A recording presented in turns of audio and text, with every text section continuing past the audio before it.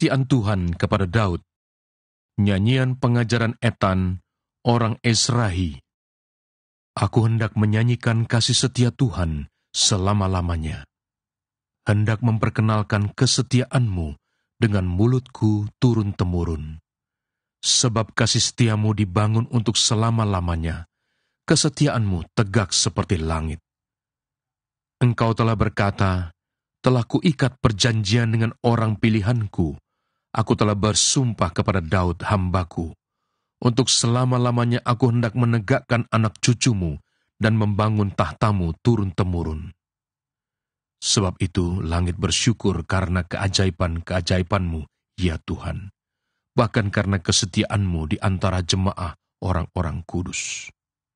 Sebab siapakah di awan-awan yang sejajar dengan Tuhan, yang sama seperti Tuhan di antara penghuni surgawi? Allah disegani dalam kalangan orang-orang kudus, dan sangat ditakuti melebihi semua yang ada di sekelilingnya. Sebab aku yakin bahwa penderitaan zaman sekarang ini tidak dapat dibandingkan dengan kemuliaan yang akan dinyatakan kepada kita. Sebab dengan sangat rindu seluruh makhluk menantikan saat anak-anak Allah dinyatakan. Karena seluruh makhluk telah ditaklukkan kepada kesia-siaan, bukan oleh kehendaknya sendiri, tetapi oleh kehendak Dia yang telah menaklukkannya, tetapi dalam pengharapan, karena makhluk itu sendiri juga akan dimerdekakan dari perbudakan kebinasaan dan masuk ke dalam kemerdekaan kemuliaan anak-anak Allah. Sebab kita tahu bahwa sampai sekarang segala makhluk sama-sama mengeluh dan sama-sama merasa sakit bersalin. Dan bukan hanya mereka saja, tetapi kita yang telah menerima karunia sulung roh, kita juga mengeluh dalam hati kita sambil menantikan pengangkatan sebagai anak, yaitu pembebasan tubuh kita. Sebab kita telah diselamatkan dalam pengharapan. Tetapi pengharapan yang dilihat bukan pengharapan lagi, sebab bagaimana orang masih mengharapkan apa yang dilihatnya. Tetapi jika kita mengharapkan apa yang tidak kita lihat, kita menantikannya dengan tekun. Demikian juga roh membantu kita dalam kelemahan kita, sebab kita tidak tahu bagaimana sebenarnya harus berdoa, tetapi roh sendiri berdoa untuk kita kepada Allah dengan keluhan-keluhan yang tidak terucapkan. Dan Allah yang menyelidiki hati nurani, mengetahui maksud roh itu, yaitu bahwa Ia, sesuai dengan kehendak Allah, berdoa untuk orang-orang kudus. Kita tahu sekarang bahwa Allah turut bekerja dalam segala sesuatu untuk mendatangkan kebaikan bagi mereka yang mengasihi Dia, yaitu bagi mereka yang terpanggil sesuai dengan rencana Allah. Sebab semua orang yang dipilihnya dari semula, mereka juga ditentukannya dari semula untuk menjadi serupa dengan gambaran anaknya, supaya Ia, anaknya itu, menjadi yang sulung di antara banyak saudara. Dan mereka yang ditentukannya dari semula, mereka itu juga dipanggilnya. Dan mereka yang dipanggilnya, mereka itu juga dibenarkannya. Dan mereka yang dibenarkannya, mereka itu juga dimuliakannya. Keyakinan iman. Sebab itu, apakah yang akan kita katakan tentang semuanya itu? Jika Allah di pihak kita, siapakah yang akan melawan kita? Ia yang tidak menyayangkan anaknya sendiri, tetapi yang menyerahkannya bagi kita semua, bagaimanakah mungkin Ia tidak mengaruniakan segala sesuatu kepada kita bersama-sama dengan Dia? Siapakah yang akan menggugat orang-orang pilihan Allah? Allah yang membenarkan mereka. Siapakah yang akan menghukum mereka? Kristus Yesus yang telah mati, bahkan lebih lagi, yang telah bangkit, yang juga duduk di sebelah kanan Allah, yang malah menjadi pembela bagi kita. Siapakah yang akan memisahkan kita dari kasih Kristus? Penindasan, atau kesesakan, atau penganiayaan, atau kelaparan, atau ketelanjangan, atau bahaya, atau pedang, seperti ada tertulis. Oleh karena Engkau kami ada dalam bahaya maut sepanjang hari, kami telah dianggap sebagai domba-domba sembelihan.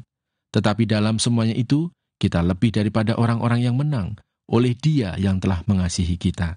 Sebab aku yakin bahwa baik maut maupun hidup, baik malaikat-malaikat maupun pemerintah-pemerintah, baik yang ada sekarang maupun yang akan datang, atau kuasa-kuasa, baik yang di atas maupun yang di bawah, ataupun sesuatu makhluk lain, tidak akan dapat memisahkan kita dari kasih Allah yang ada dalam Kristus Yesus, Tuhan kita. Hosea pasal 10. Hukuman karena penyembahan berhala. Israel adalah pohon anggur yang riap tumbuhnya, yang menghasilkan buah. Makin banyak buahnya, makin banyak dibuatnya mesbah-mesbah. Makin baik tanahnya, makin baik dibuatnya tugu-tugu berhala. Hati mereka licik. Sekarang mereka harus menanggung akibat kesalahannya. Dia akan menghancurkan mesbah-mesbah mereka, akan meruntuhkan tugu-tugu berhala mereka. Sungguh, sekarang mereka berkata, kita tidak mempunyai raja lagi, sebab kita tidak takut kepada Tuhan. Apakah yang dapat dilakukan raja bagi kita? Mereka membual, mengangkat sumpah dusta, mengikat perjanjian, sehingga tumbuh hukum seperti pohon upas di alur-alur ladang. Penduduk Samaria gentar mengenai anak lembu Bet-awen.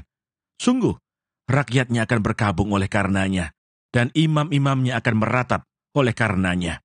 Oleh sebab kemuliaannya telah beralih daripadanya. Anak lembu itu sendiri akan dibawa ke Asyur sebagai persembahan kepada Raja Agung. Efraim akan menanggung malu, Israel akan mendapat malu karena rancangannya. Samaria akan dihancurkan, rajanya seperti sepotong ranting yang terapung di air. Bukit-bukit pengorbanan Awen, yakni dosa Israel, akan dimusnahkan.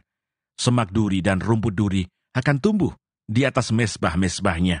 Dan mereka akan berkata kepada gunung-gunung, timbunilah kami, dan kepada bukit-bukit, runtuhlah menimpa kami. Tuhan kecewa terhadap Efraim.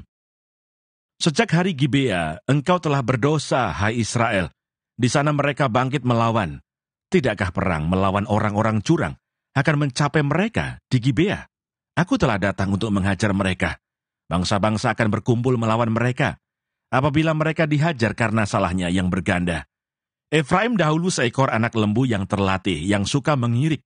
Dan aku ini menyayangi tengguknya yang elok. Aku memasang Efraim. Yehuda harus membacak. Yakub harus menyisir tanah baginya sendiri. Menaburlah bagimu sesuai dengan keadilan. Menuailah menurut kasih setia. Bukalah bagimu tanah baru, sebab sudah waktunya untuk mencari Tuhan. Sampai ia datang dan menghujani kamu dengan keadilan. Kamu telah membaca kefasikan, telah menuai kecurangan, telah memakan buah kebohongan. Oleh karena engkau telah mengandalkan diri pada keretamu, pada banyaknya pahlawan-pahlawanmu, maka keriuhan perang akan timbul di antara bangsamu, dan segala kubumu akan dihancurkan. Seperti Salman menghancurkan Bet Arbel pada hari pertempuran, ibu beserta anak-anak diremukkan. Demikianlah akan kulakukan kepadamu, hai kaum Israel, oleh karena dahsyatnya kejahatanmu. Pada waktu fajar akan dilenyapkan sama sekali Raja Israel. Ketika Israel masih muda, kukasihi dia, dan dari Mesir kupanggil anakku itu. Makin kupanggil mereka, makin pergi mereka itu dari hadapanku. Mereka mempersembahkan korban kepada para Baal, dan membakar korban kepada patung-patung. Padahal akulah yang mengajar Efraim berjalan, dan mengangkat mereka di tanganku. Tetapi mereka tidak mau insaf, bahwa aku menyembuhkan mereka. Aku menarik mereka dengan tali kesetiaan, dengan ikatan kasih. Bagi mereka, aku seperti orang yang mengangkat kuk dari tulang rahang mereka. Aku membungkuk kepada mereka untuk memberi mereka makan. Mereka harus kembali ke tanah Mesir, dan Asyur akan menjadi raja mereka, sebab mereka menolak untuk bertobat. Pedang akan mengamuk di kota-kota mereka, akan memusnahkan palang-palang pintu mereka, dan akan memakan mereka di benteng-benteng mereka. Umatku betah dalam membelakangi aku. Mereka memanggil kepada Baal, dan berhenti meninggikan namaku. Masakan aku membiarkan engkau, hai Efraim, menyerahkan engkau, hai Israel? Masakan aku membiarkan engkau seperti Atma, membuat engkau seperti Seboim? Hatiku berbalik dalam diriku, belas kasihanku bangkit serentak. Aku tidak akan melaksanakan murkaku yang bernyala-nyala itu, tidak akan membinasakan Efraim kembali, sebab aku ini Allah dan bukan manusia, yang kudus di tengah-tengahmu, dan aku tidak datang untuk menghanguskan. Mereka akan mengikuti Tuhan. Ia akan mengaum seperti singa. Sungguh, ia akan mengaum.